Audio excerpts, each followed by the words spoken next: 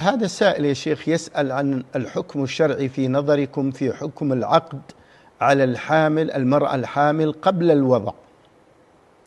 العقد باطل والعياذ بالله، ما يعقد على المرأة المطلقة إذا كانت حاملا حتى تضع، وأولاة الأحمال أجلهن أن يضعن حملهن، فإذا وضعت خرجت من العدة فيجوز العقد عليها.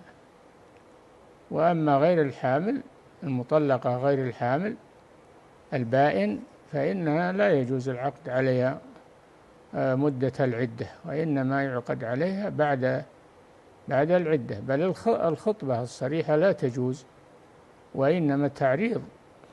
ولا جناح عليكم فيما عرضتم به من خطبة النساء أو أكننتم في أنفسكم. أما التصريح الخطبة للمعتدة الباين فإنه حرام.